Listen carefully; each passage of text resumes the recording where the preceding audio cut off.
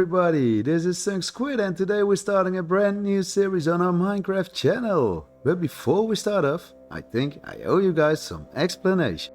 So, I started 2026 with a brand new world, a forever world, so to speak. I wanted to create a dense Mediterranean city surrounded by lands, houses and wine plantations. We put a lot of effort into the world. We went really overboard with the starter base and we immediately started working on a large terraforming project, reshaping the island where the city had to come. Unfortunately, at one dull moment, it all came to an end. As some of you probably know, I really suck at keeping myself alive in a Minecraft world. Without the help of XP farms, I'm not able to reach level 30 by myself.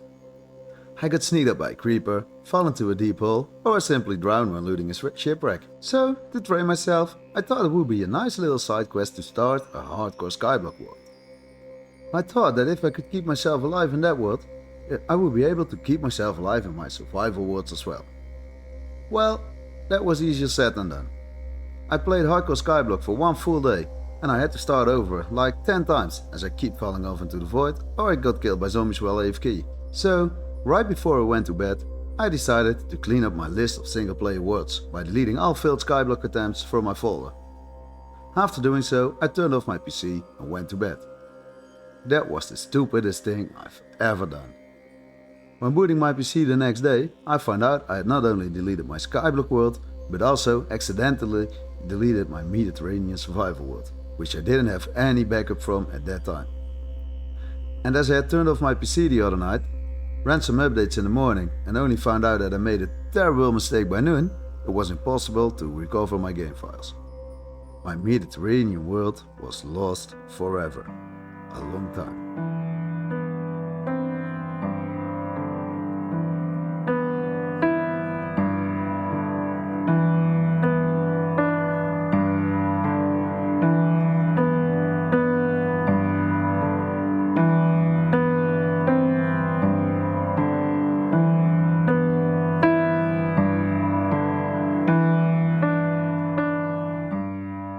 After a week of being sad and thinking about forever deleting Minecraft from my PC, I eventually decided to create a new world.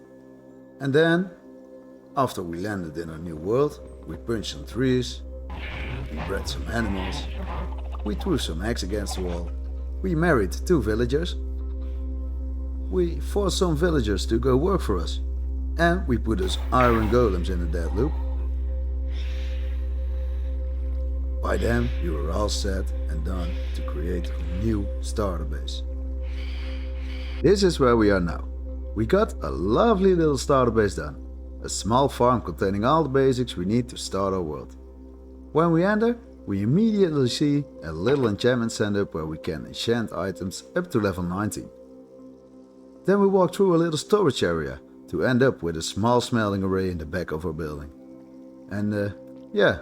That's about it for the starter base. Small, but it contains everything we need to get us through the first 100 days.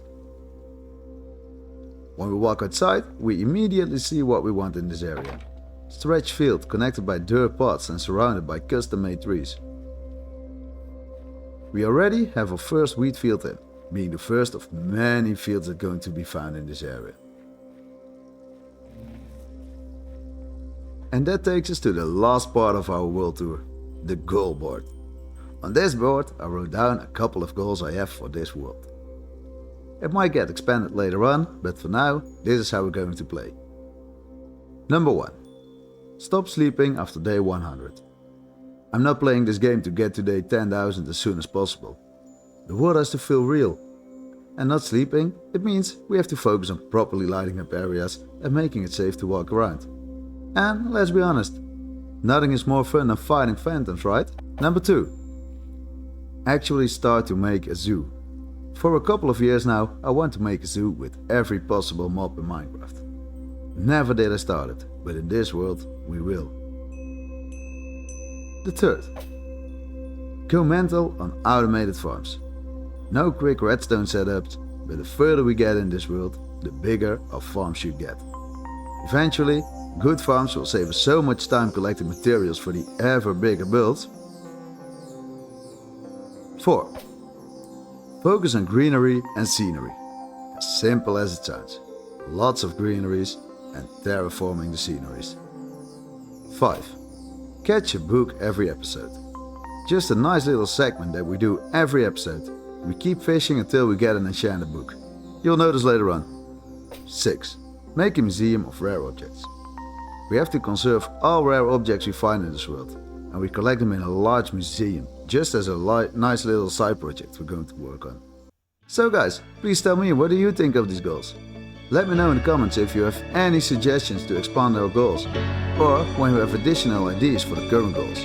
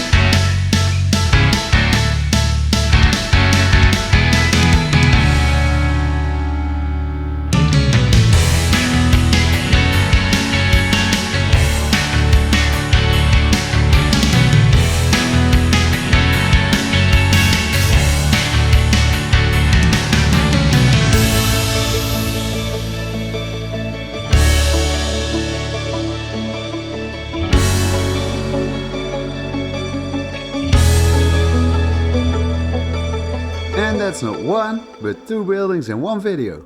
With our first little farm building already getting congested with materials, it was time to expand our facilities.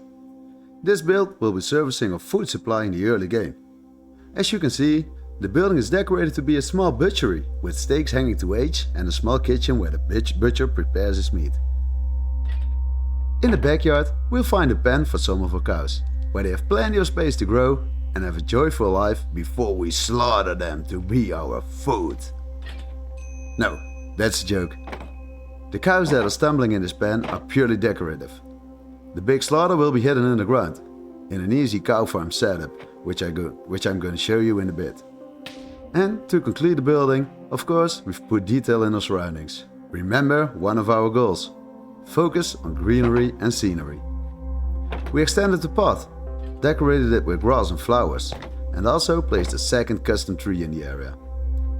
To shorten the walk to our first built farm, a small desired path has already been developed. With all this being nice and lovely, it's time to jump in our redstone development world, where I can show you how we're going to butcher our cows.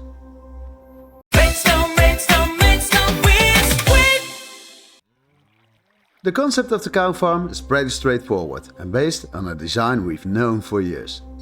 However, the killing mechanism is slightly different from what we're used to for a long time.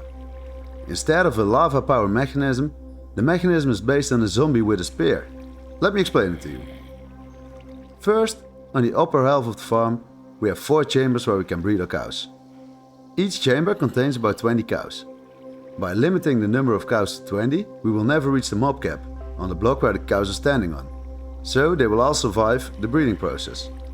If we added in more cows, so we added up to 24, which is the mob cap, the chances of cows starving from being crammed into the mob cap will be significantly higher. As major cows die, eventually the population of cows within the tile will drop and we won't be able to be as productive with the breeding as we want to be. So once we breed the cows, the babies of course will be born. The baby cows will fall through the open fence gate right into a water stream. This water stream collects the cows from all the different chambers and drops them into a lower chamber. This lower chamber is covered with something like ladders or in this case vines. And as the cows are in climbing mode, when they touch the vines, they won't count into a mob cap. So it allows us to put more baby cows in one spot. So for example, we got 20 cows in each breeding chamber, so we got 80 cows in total. When we all breed them, we got 40 baby cows. All of those 40 cows will be able to get into the one tile because we have the vine on the side and they're all in climbing mode. So next to this chamber, there's a zombie, which is holding a spear that's enchanted with sharpness and fire aspect.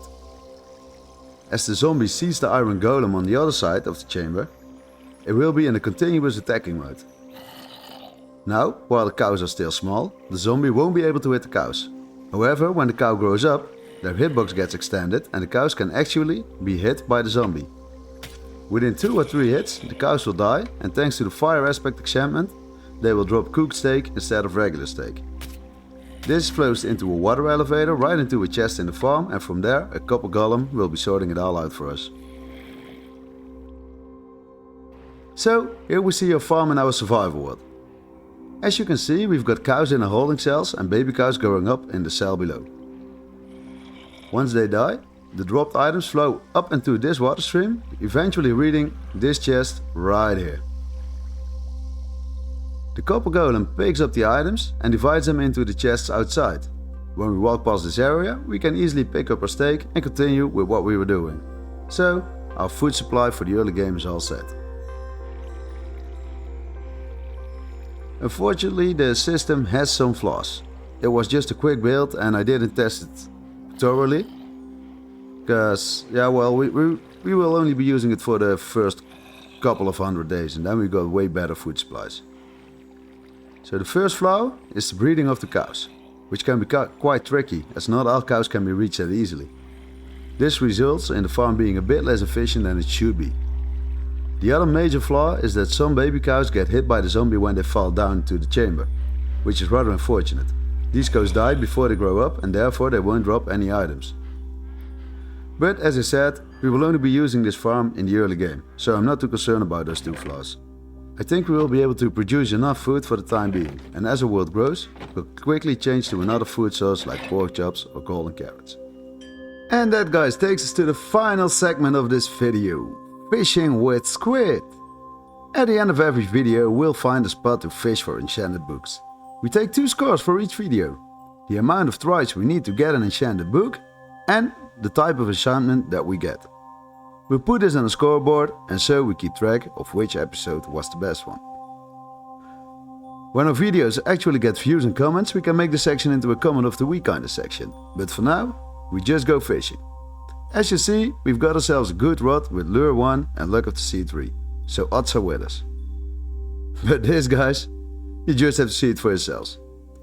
I was prepared for quite a long session at the shorefront when this happened. Yep. First try, we got ourselves an enchanted book. It took exactly 1 attempt to get it. Probably this try will be on the top of the scoreboard for a long time. So for now, we'll end this video with the scores of our first fishing with squid. In total, we needed 1 attempt to catch an enchanted book, and the enchantment we got was Power 3, Protection 3. Thanks for watching you all, and I hope to see you back in the next episode.